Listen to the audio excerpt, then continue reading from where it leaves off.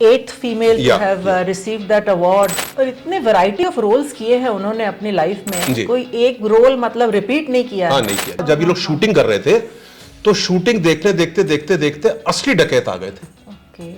And they were in the audience. Police protection से उनको बड़ी मुश्किल से वहां से बाहर निकाला गया। वीके मूर्ति साहब जिद्दी आदमी थे।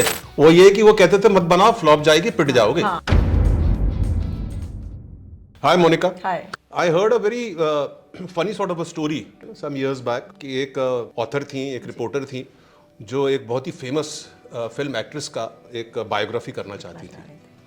और वो जो फिल्म एक्ट्रेस थी वो काफ़ी दिनों से हमारी भोपाली भाषा में बोलते हैं ना, झुलाती रही जी। तो 10 या 12 साल के बाद वो पकड़ में आई कहीं पे। अच्छा। तो वो मोहतरमा ने उनसे पूछा कि मैडम आप मेरे से क्यों रिफ्यूज़ कर रही हैं, मैं इतनी अच्छी ऑथर हूँ, मेरी इतनी अच्छी वर्ल्ड वाइड एक पहचान है, पहुँच है। तो उन्होंने कहा मैं इसलिए करना चाह रही थी कि मेरे बारे में क्या लिखोगे, मैं चर्चित हुई नहीं, मैं कंट्रोवर्शियल हुई नहीं। तो कौन थी वो बताइए? वहीदा रहमान। वहीदा रहमान। तो वो वहीदा जी थी जी। और जिनकी बायोग्राफी लिखी गई और जिसको बड़ा क्रिटिकल एक्लेम मिला गया। वहीदा जी का आपने जैसे सभी को मालूम है उसके बारे में क्या जिक्र करें अपन, दादा साहब फाल्के अवार्ड से नवाजी गई। दादा साहेब फाल्के अवार्ड जो इतना प्रेस्टिजियस अवार्ड है, फिल्म इंडस्ट्री का सबसे टॉप मोस्ट अवार्ड है, उससे वो नवाजी गई। She is the 8th female to have received that award and we are very proud of the fact that all her talent has been recognized. Exactly. And excellent performances जो उन्होंने दिया हैं उसके बारे में कौन भूल सकता है। And her glow and her charm is still not diminished. हाँ, बिल्कुल। I think her smile जो उनका एक स्प्रिंकल आता है ना, एक सिंप्लिसिटी का स्प्रिंकल आता है, इतना ब्यूटीफुल लगता है, ऐसे लगता है कि दिल की तह से वो हंसी निकलती है। नो कोई फरेब नहीं है, there is no fake inside that. Such a charming smile, such a honest smile. और इतने वैरायटी ऑफ रोल्स किए हैं उन्होंने अपनी लाइफ में, कोई एक रोल मतलब रिपीट नहीं किया। हाँ, नहीं किया और कंट्रोवर्शियल भी किया। हाँ, कंट्रोवर्शियल। वो अपन बात करेंगे। गाइड देखिए, बिल्कुल देखेंगे। अपने जमाने की तो सबसे बड़ी कंट्रोवर्शियल मूवी थी। वकील साहब थे, यहीं आए थे हमारे से मुलाकात करने। तो मैंने कहा था यार वहीदा जी के बारे में बहुत डिमांड आ रही है, बहुत रिक्वेस्ट आ रही है, मैं कोई बनाना है। कह रहे कौन सी पिक्चर सेलेक्ट करोगे? हाँ, सही बात। 80 पिक्चरें करी, कौन सी सेलेक्ट करोगे, कौन सी छोड़ोगे? उनकी फ्लॉप दिल दिया दर दिया छोड़ोगे? उसमें लाजवाब रोल था। उनकी हिट गाइड छोड़ोगे? लाजवाब रोल था। तो कहीं ना कहीं से तो अपने को शुरुआत करनी पड़ेगी। कहाँ से शुरुआत करें? तो हम प्यासा से शुरुआत करते हैं। लैंडमार्क मूवी, एक ऐसी मूवी जिसमें उनको हिंदी फिल्म इंडस्ट्री में एंट्री मिली थी। और रोल भी देखिए बड़ा एक, वो भी कंट्रोवर्शियल रोल था। लोग कहते थे तुम्हारी उम्र इतनी कम है, बहुत कम उम्र में उन्होंने ये स्टार्ट किया था। लाइक शी वाज अबाउट 17 और 18 years old and plus she was given the role of a prostitute. तो लोग कहते थे कि तुमने इतना कॉम्प्लेक्स किस्म का, इतना कैसे जटिल किस्म का रोल कर लिया और इतना अच्छे से निभा लिया।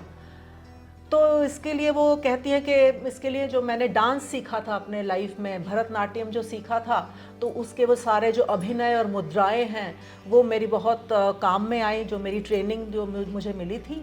और जैसा जो डायरेक्टर चाहते थे फिर मैंने वैसा ही किया। She was a trained classical dancer। 3 बहनें थी, डॉक्टर बनना चाहती थी, पिताजी कमिश्नर थे और केरला की एक टिपिकल मुस्लिम फैमिली, जो बड़ी एक ऑर्थोडॉक्स मुस्लिम फैमिली थी, उसमें पैदा हुई थी। गरीब रहीं, उस टाइम पे हालात ख़राब थे। तो एक मेरे ख्याल से केरला या तमिल मूवी में एक आइटम नंबर किया था उन्होंने, जहाँ से गुरुदत्त जी ने उनको किया। और प्यासा आई। प्यासा भी उनके कैमरामैन बनाने नहीं देने वाले थे उनको जी। वीके मूर्ति साहब जिद्दी आदमी थे। हाँ। तो वहीदा जी को स्टॉल करने के लिए पूरी तैयारी की हुई थी वीके मूर्ति साहब ने। वो ये कि वो कहते थे मत बनाओ, फ्लॉप जाएगी, पिट जाओगे।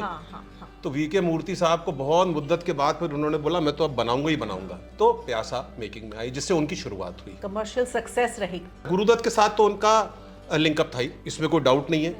कमलजीत के साथ उन्होंने शादी करी, ब्याह रचाया। लेकिन एक उनकी तारीफ काबिल चीज, कोई भी चीज अपने जीवन में गुरुदत्त के बारे में या कमलजीत के बारे में उन्होंने प्रेस में कभी नहीं कही। आप एक लेडी हो जी, उनको कितना टोचा लोगों ने गुरुदत्त। अच्छा, गुरुदत्त ने, उनकी डेथ भी अननेचुरल रही। उसमें भी उनको काफी कोसने को मिला।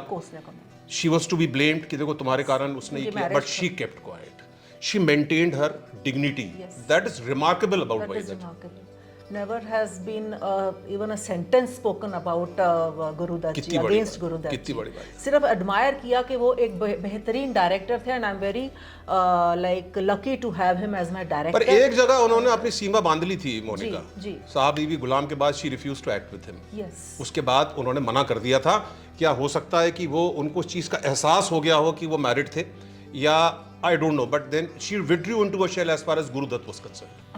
उनकी एक जो फिल्म और आई थी जो कि बहुत हालांकि उसको बहुत कमर्शियल सक्सेस तो नहीं मिली बट फेमस बहुत हुई थी, दैट वाज कागज़ के फूल। कागज के फूल। एंड उसमें जो है वो एक डायरेक्टर और एक्ट्रेस की ही स्टोरी है और उसको बहुत ज़्यादा क्रिटिकल अक्लेम मिला, स्पेशली वो जो सॉन्ग की जो पिक्चराइजेशन है। बीके मूर्ति साहब का कमाल था, वक्त ने किया क्या हंसी हम से संजीव था। साहब से दरखास्त करेंगे, संजीव सचदेवा जी बैठे हुए हैं हमारे साथ जो बहुत ही बढ़िया एकॉर्डियन बजाते हैं और इन्होंने आरके फिल्म्स की जो कुछ ट्यून्स हैं उनका इन्होंने अपने अपने अंदाज में एकॉर्डियन बजाया। हमारे साथ है संजीव भाई, वो गाना तो हो जाए साथ, वक्त ने किया क्या हंसी सितम, तुम रहे नरम हम रहे नरम।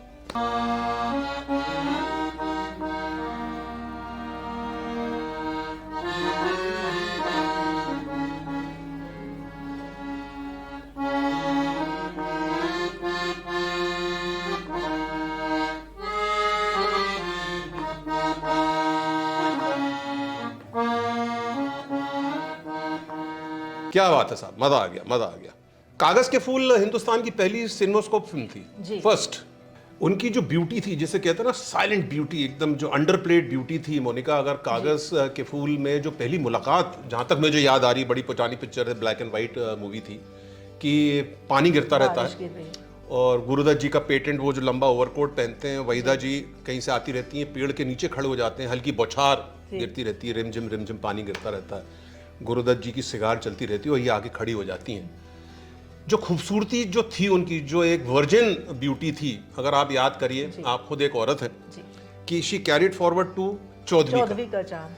चौदहवीं का चांद तो एक लाइक मुस्लिम कम्युनिटी की फिल्म थी और उसमें वो एक शाय मुस्लिम गर्ल बनती है एंड उसमें जो है उन्हीं को चौदहवीं का चांद बोला होता है एंड लोग उनकी बड़ी तारीफ करते हैं। Like after the film was made she said कि भाई लोग मुझे इतना क्यों बोल रहे हैं चौदहवीं का चांद, ऐसी क्या बात है, तो let me just go and see कि है क्या उस फिल्म में।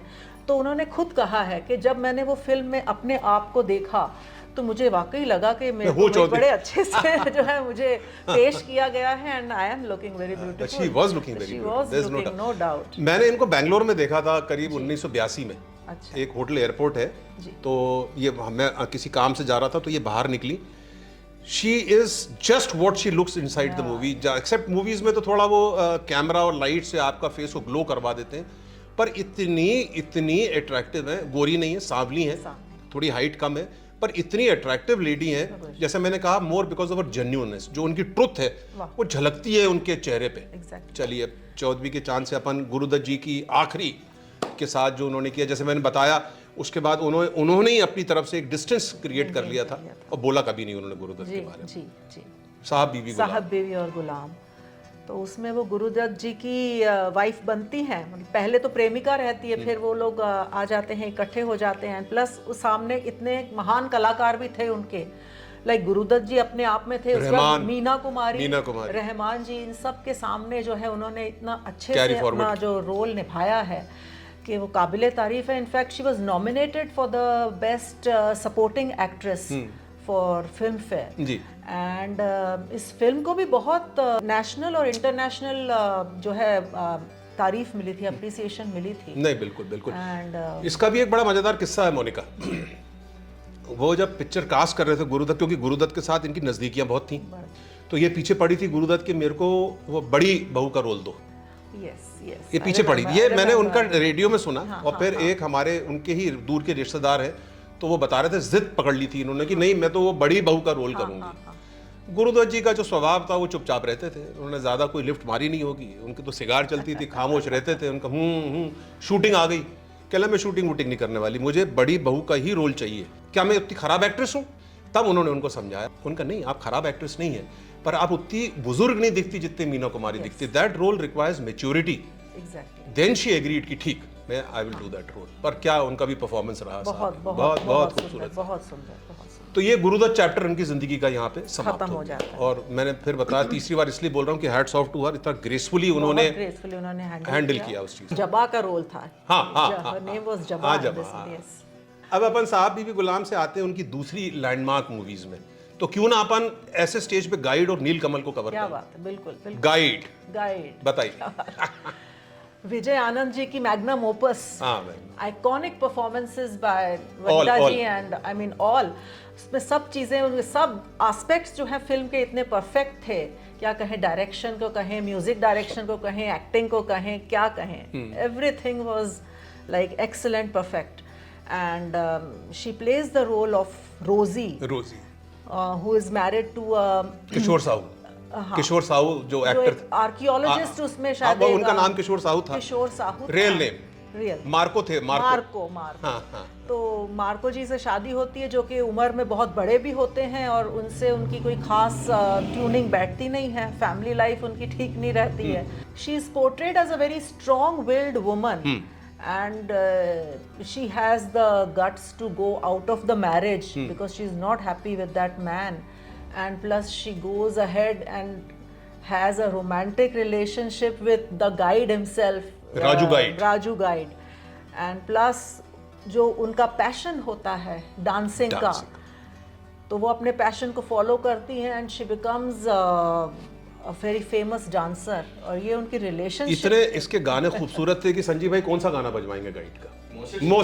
मोह से छल किए जा.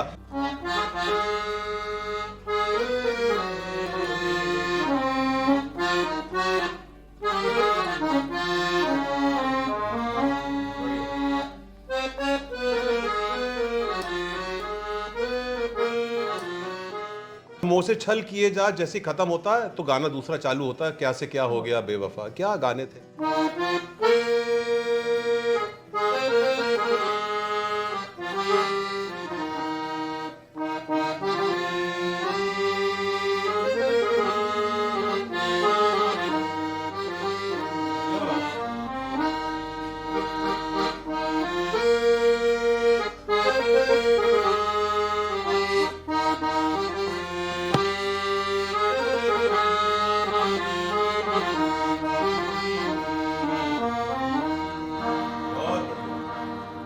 एक और कहानी इसकी भी बड़ी दिलचस्प है जो वहीदा जी ने खुद सुनाई है. She was not the first choice of the heroine. She was not the first choice of the heroine. Vijay Anand ji पीछे पड़े थे कि मैं लीला नायडू को या विजंती माला को या किसी एक्स को कास्ट करना चाहता हूँ. चेतन आनंद जी के बाद पहला जिम्मा था तो वो प्रिया राजवंश जी के पीछे पड़े थे कि भैया प्रिया राजवंश जी को दो. अब दोनों के अपने अपने व्यू भी थे, मोटिव्स भी थे. तो देवानंद जी बोला भैया क्षमा करो, ये एक डांसर का रोल है. ना तो लीला नायडू जो हैं वो डांस कर सकती हैं, ना तो प्रिया राजवंश डांस कर सकती हैं. आएंगी तो वहीदा जी ही आएंगी. बिल्कुल, शी इज माय रोजी. ये कहा था उन्होंने. और ये वहीदा जी को चीज पता चली कि मेरे को नहीं लिया जा रहा, and she was very sure कि मैं गाइड नहीं करूंगी. पर देवानंद के इंसिस्टेंस पे शी डिड गाइड. एंड देखिए क्या सही डिसीजन रहा देवानंद का. एंड उससे उनसे अच्छा रोल मेरे ख्याल से वो कोई कर नहीं सकता. लेकिन एक उसका सीन मैं कभी नहीं भूलता, जब वहीदा जी देवानंद साहब को जेल भिजवा देती हैं. पुलिस कंप्लेंट हो जाती है, ये जेल चले जाते हैं. तो पता नहीं लोगों ने मूवी देखी नहीं देखी, उसमें देवानंद जेल चले जाते हैं. जब वो जेल से वापस आते हैं अपना बोरिया बिस्तरा बांध के वो अब जाने लगे होते हैं, तो वहीदा जी बैठती हैं गाड़ी में और कहती हैं कि जाओ, क्या बेवकूफ़ जैसी बातें कर रहे हो, क्या ना समझी जैसी बातें कर रहे हो. तो वो जो गाइड का जो मुझे न्यूक्लियस दिखा वो उसी एक देवानंद के डायलॉग में निकला जो वो वहीदा जी को बोलते हैं, क्या करूं समझ ही ना समझ निकली. क्या बात. तुम समझ ही नहीं पाए कि मैंने चोरी क्यों करी और मैं जेल गया. देखिए कहानी वहीं से करवट लेती है और वहीदा जी उसको मजाक में कर देती हैं, अरे बेवकूफ कहाँ जाएगा. बिल्कुल, ये स्टीरियोटाइप जो रोल्स थे उससे बिल्कुल हटके पिक्चर बनी थी ये. बहुत बढ़िया. और इसने लैंडमार्क पिक्चर थी ये. वहीदा जी की तो मेरे ख्याल से I rated as one of the top movies Guide. इसी से कनेक्टेड खुद ही रेट करती हैं, बेस्ट मूवी है वो खुद ही कहती हैं. इसके बाद अपन आए नीलकमल. क्या बात है. नीलकमल का भी वो गाना बजवा दीजिएगा संजीव सचदेवा साहब, तुझको पुकारे मेरा पे.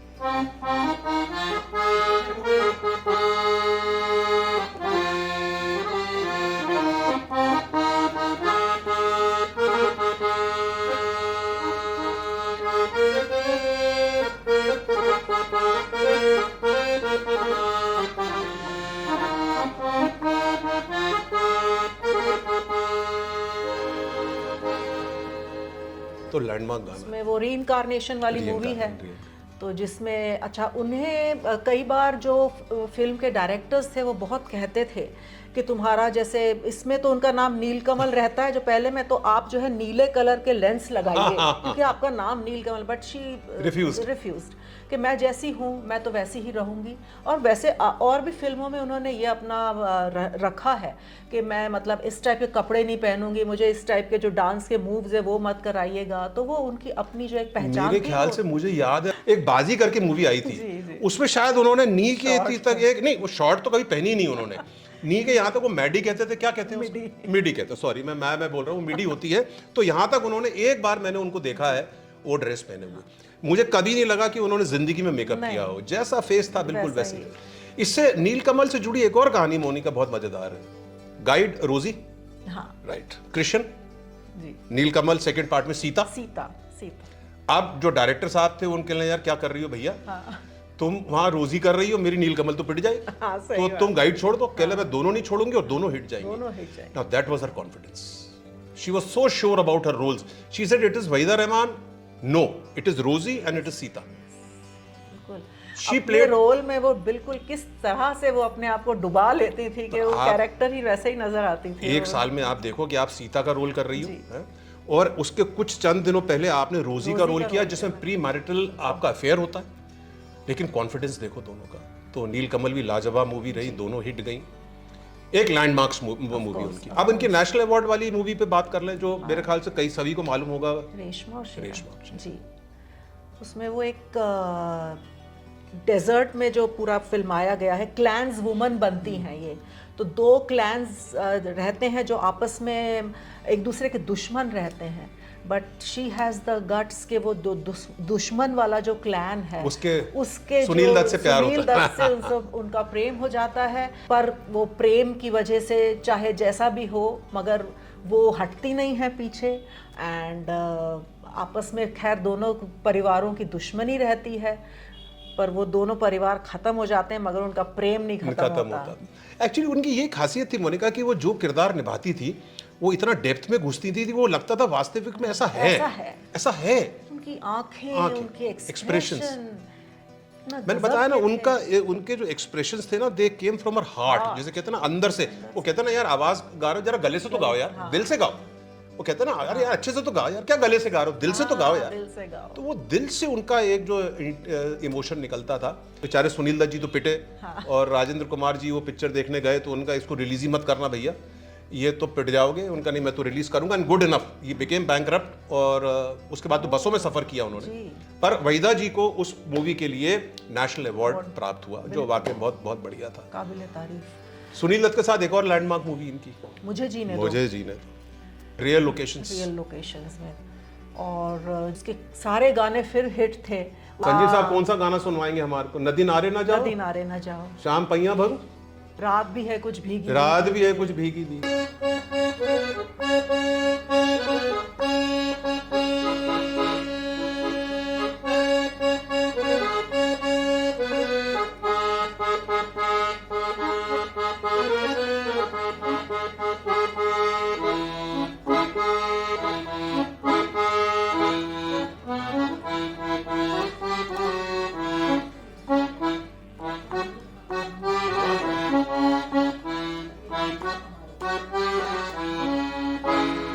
क्या बात है सर, क्या बात। इसमें भी वो एक डाकू के साथ उनका रहता है, सुनील दत्त और बहुत अच्छी फिल्म थी, बहुत ही अच्छी फिल्म थी। मुझे जीनो दो जो शूटिंग थी, ये अब गूगल में तो आप लोग पढ़ते होंगे, लेकिन आपको मैं ये बता दूं मोनिका कि मध्य प्रदेश में उस जमाने में from 1955 to 65 was total dacoity menace जिसे कहते हैं, जिसमें लाखन, पुतलीबाई, रूपा, मानसिंह ड्रेडेड डेकॉइट्स थे। ड्रेडेड मतलब ड्रेडेड।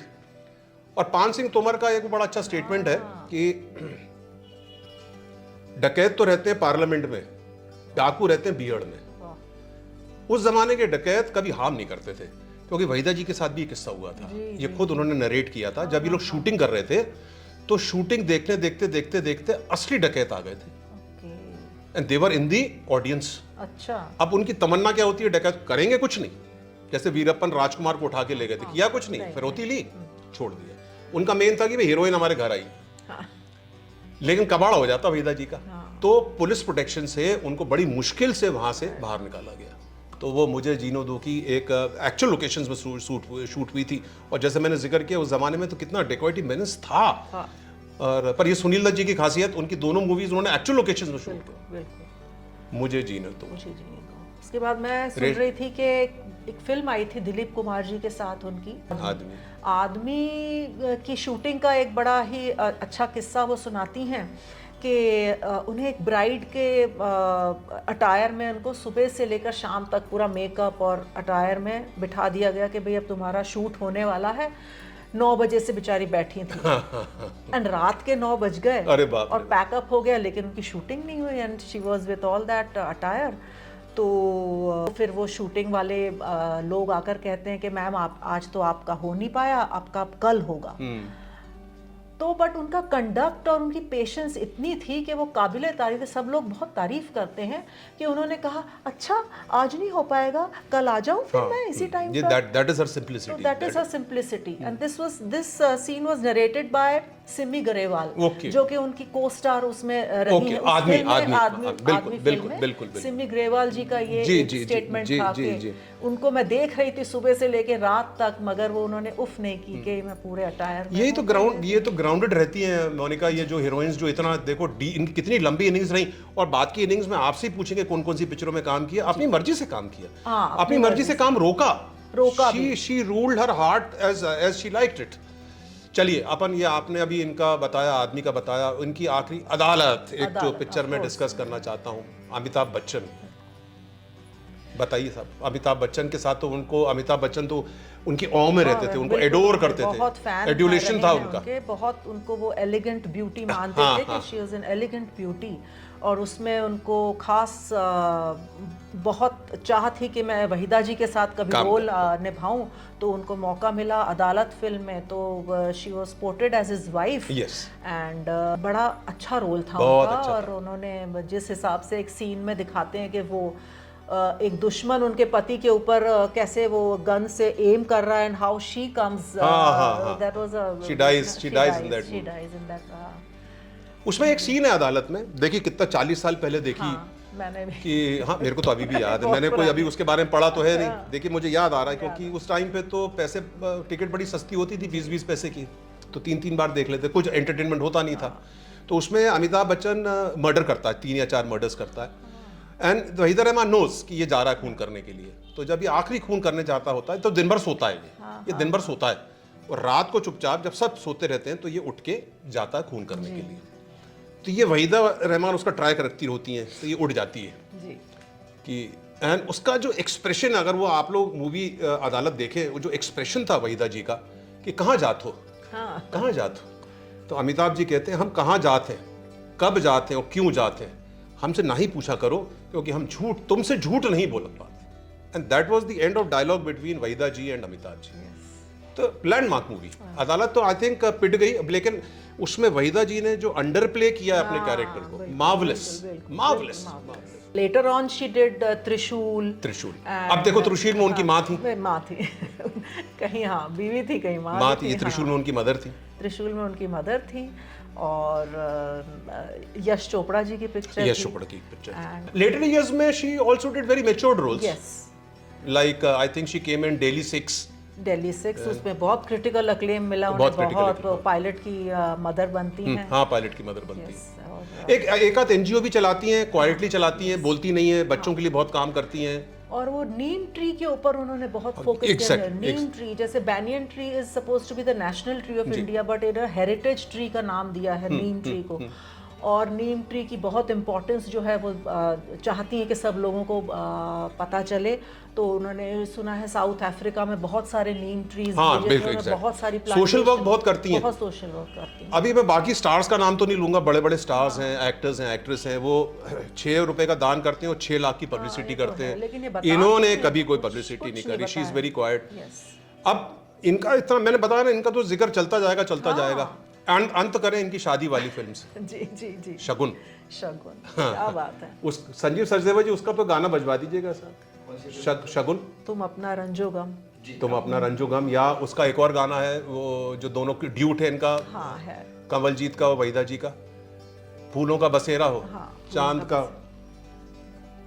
सुरमई उजाला है ना, वो वाला वो तो बहुत ही लाजवाब गाना है।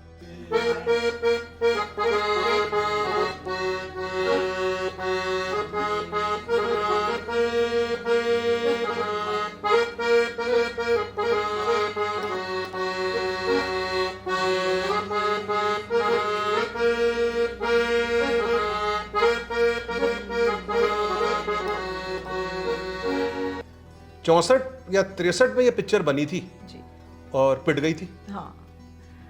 कमलजीत जी ने अपना बैंड बाजे बांध के चले गए अब्रॉड। हाँ। और 74 में वापस तशरीफ लाए।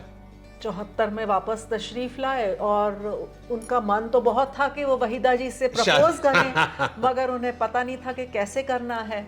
तो उस दौरान वो करण जौहर जी के जो पिताजी हैं, यश जौहर जी के यहाँ कुछ उनकी बहुत अच्छी जान पहचान की फ्रेंडशिप थी, तो शायद ये वहाँ पे ठहरी हुई थी या क्या, तो नहीं ये ठहरे हुए थे कमलजीत जी। तो कमलजीत जी उनके पास उनका एक ये था कि मैं world wide chain of restaurants चलाऊं। He wanted to go into that business. तो एक बार वहीदा जी ने भी कहा था कि हाँ मैं भी आपके साथ इस बिजनेस में पार्टनरशिप करूंगी, मुझे भी बहुत शौक है। तो उन्होंने उन्हें फ़ोन किया वहीदा जी को कि देखो I am coming, I want to discuss something with you. तो उन्होंने सोचा कि शायद ये जो बिजनेस है रेस्टोरेंट के बारे में, शायद ये इसके बारे में मुझसे बातचीत करने आने वाले हैं। जी जी। तो she said yeah why not, तो we will have coffee together. तो शी सेड कि ठीक है। मैंने उनके लिए कॉफ़ी बनाई और दोनों बातचीत करने लगे। तो वो सोच रही है कि मैं अभी रेस्टोरेंट के बारे में बोलेंगे मगर ये तो बोल ही नहीं रहे हैं, तो ये आखिर बात किस चीज़ के लिए करने आए हैं। तो suddenly he popped out the question कि विल यू मैरी मी। तो शी वाज लाइक अमेज्ड कि ये क्या आपने कह दिया। मैं तो सोच रही थी कि आप मुझसे मेरा मांगेंगे कि मैं कितना उसे पैसे देना चाह रही हूँ, तो आपने तो ये पूछा ही नहीं सवाल। But she took her time to decide. She took her time to decide, yes. उसका भी रीजन ये था मोनिका, क्योंकि वो एक तमिल, बहुत ही ऑर्थोडॉक्स तमिल मुस्लिम फैमिली को बिलोंग करती थी और ये पंजाबी थे और इनका डिफरेंस बहुत ज्यादा था। तो दोनों परिवारों का मेल होता या नहीं होता उस जमाने में। बिल्कुल। पर मुझे हर वक्त लगता है जो मोहतरमा ने, जिस एक्ट्रेस ने इतनी दमदारी से गाइड कर लिया था उस जमाने में, उनके लिए कोई बड़ा डिसीजन नहीं था। She was very clear in her heart. Families को आपस में मिलाना कोई बहुत बड़ी बात नहीं थी। उनका हार्ट बहुत क्लियर था, उनका दिल बहुत साफ था, and she was very strong wild. तो उन्होंने पक्का सोचा होगा नहीं यार। Until the time she remained with him, she was very happy. Of course, he died years back. She has got 2 children. हाँ, पर एक कमेंट उनका जरूर मैंने कहीं इंटरव्यू में पढ़ा था, देखता रहता हूँ, कि Kamaljeet was a very handsome man. ये उन्होंने जरूर बोला था। कितना पूछा लोगों ने, बता दो भैया क्या हुआ था, कुछ नहीं बताती। बस एक चीज बोली थी, he is a very handsome man, बस दैट इज द। तो आई थिंक एक बड़ा अच्छा लगा। और मेरे ख्याल से वहीदा जी के बारे में मैं चाहता तो उनके साथ बंबई जाके उनसे टॉक भी ले सकता था, लेकिन फिर वही बोलती जो उनकी जिंदगी में गुजरा, अपन कुछ पहलू ऐसा पेश कर पाए कि शायद हमारे दर्शकों को अच्छा लगे। कुछ पिक्चरों के बारे में बताया। बंद करने के पहले एक छोटी सी चीज से बंद करता हूँ, मजेदार चीज। भोपाल की है, भोपाली है, शुद्ध भोपाली है। एक हमारे डॉक्टर साहब हुआ करते थे, मुस्लिम थे, देहांत हो गया, मैं उनका नाम नहीं लूंगा। तो उस जमाने में यादों की बारात आई थी और लिली टॉकीज में लगी थी। तो उसमें गाना था चुरा दिया है तुमने जो दिल। तो उसमें जीनत अमान ने वो वाइट गाउन पहना हुआ था और वो गिटार उनके हाथ में होता है, एंड शी स्वेज, और एक उनका पोज आता है कि वो अपने बाल को झटका मारती हैं। तो हमारे वो डॉक्टर साहब थे बिल्कुल भोपाली, तो कह रहे लव यू जीनी बेबी। बात खत्म हो गई। 2-3 महीने बाद फिर हम लिली टॉकीज गए। तो इसका ये 14वीं की चांद जो थी, ये पिक्चर री रिलीज में आई थी, आती थी भोपाल में, क्योंकि तो आती थी। हमारे डॉक्टर साहब फिर थे, हम भी थे। वो गाना आया 14वीं का चांद हो या, तो वही डॉक्टर साहब की आवाज थी। मैं जीनत अमान की बिल्कुल बुराई नहीं कर रहा, उनके पास ऊंफ था, सेक्स था, एंड शी डिजर्व्ड इट। वो भी एक, उनका भी एक चरिश्मा था। पर इनकी डिग्निटी या इनकी सिंप्लिसिटी पे कितना, वही डॉक्टर साहब ने बोला था, वहीदा जी सुभान अल्लाह, फर्क देखिए। चलिए, इसके साथ हम लोग विदा लेते हैं। मोनिका, बहुत अच्छा लगा आप आई और अपन ने कुछ कंट्रीब्यूट किया वहीदा जी के बारे में, बहुत अच्छा लगा। मेरी अपनी एक ऑनर है मेरे लिए कि मैं वहीदा जी के बारे में कुछ आपके साथ डिस्कस करूं, इतनी महान एक्ट्रेस के बारे में। और बाकी जैसे मैंने जिक्र किया, हम और मोनिका डिस्कस कर रहे थे, इनकी पिक्चरें लेने बैठे तो 80 या 90 पिक्चरें हैं। पूछो मत, बहुत मेरे ख्याल से हम एक से एक बढ़कर हैं। तो आपको अभी 8 जनवरी 2024 से तो 8 जनवरी 2025 हो जाएगी, तो उनकी पिक्चरों के बारे में अगर अपन बोलते रहे तो मेरे ख्याल से यही समाप्त करते हैं, ट्रिब्यूट देते हैं और उम्मीद करते हैं कि वहीदा जी दुरुस्त रहें, सलामत रहें। विवेक जी ने तो इतना अच्छा बोला, उससे अंत करता हूं कि वहीदा जी, शी डिजर्व्स 2 दादा साहब। वाह भाई, शी रियली डिजर्व्स। जय हिंद सर। Thank you.